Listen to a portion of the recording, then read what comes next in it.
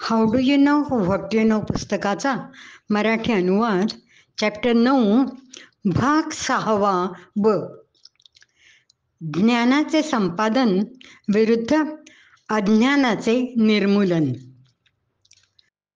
जर ज्ञान उपजत असेल आणि इच्छा त्याला रोखतात तर माहितीची गरजच काय?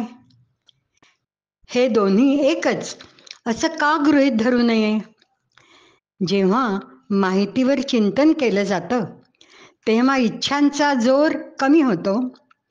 काय उरतं ते ज्ञान, जे उपजत असतं ते पुढे येतं.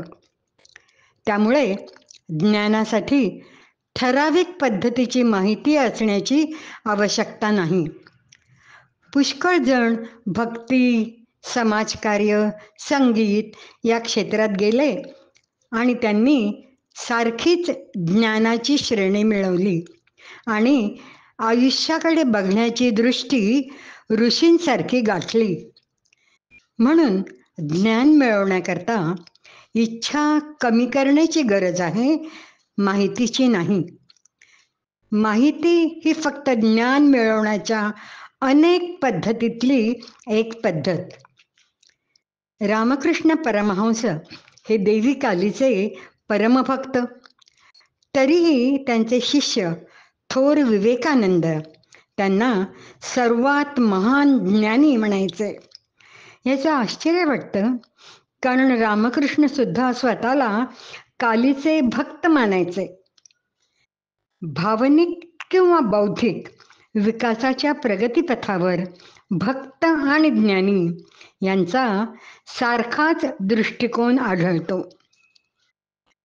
ज्ञान मिळवण्याची तुलना 100वर पोहोचण्याशी करता येईल. काही माणसं 1+1 करीत, काही माणसं 10+10 करीत, कोणी ॲरिथमॅटिक प्रोग्रेशननी तर कोणी जॉमेट्रिक प्रोग्रेशननी 100वर पोहोचतात. वेगवेगळी माणसं या क्षणी वेगवेगळ्या नंबरवर असतात. कोणी 60वर, कोणी 4वर तर कोणी 85वर. तो नंबर त्यांचा सध्याचा स्वभाव दर्शवतो. ते त्यांच्या पद्धतीनुसार त्या नंबरवर पोहोचले आहेत. त्यांना वस्तू तशाच दिसणार. जो 50वर आहे तो 25+25 करून आला असेल, दुसरा 10+40 करून, तिसरा 1+49 करून.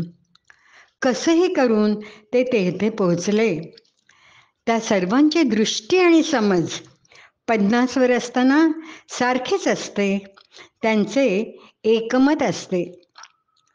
धर्मांधांना त्यांचा धर्म सर्वोत्कृष्ट वाटतो आणि इतर धर्म म्हणजे मूर्खपणा. ऋषींना सर्वात एकता दिसते. ऋग्वेद म्हणते, एकम सत्यम विप्रा बहुधा वदंती. एकच सत्य आहे, ज्ञानी त्याला विविध नावाने संबोधतात. धर्मांधांचा धिक्कार करणे म्हणजे आपल्या भूतकाळाची निर्भत्सना करणे. कारण मागे असा काळ होता जेव्हा आपण सुद्धा असंच वागत होतो. ऋषींचा आदर करणे म्हणजे आपल्या भविष्याचा आदर करणे, कारण एके दिवशी आपण तसेच समजू. विवाह ठरवताना वधूवरांच्या आवडीनिवडी पारखतात, पण खरं म्हणजे त्यांच्या इच्छेच्या श्रेणी महत्त्वाच्या असतात. इच्छांची श्रेणी वेगळी असेल तर विसंगता दिसून येईल. म्हणून भारतात दोघांच्या जाती जुळवल्या जायच्या. जात स्वभावावर अवलंबून आहे. तमस, रजस, सत्व यांच्या प्रमाणावर जात निर्धारित होते. जेव्हा या गुणांचं प्रमाण जुळतं, सुसंगता निर्माण होते.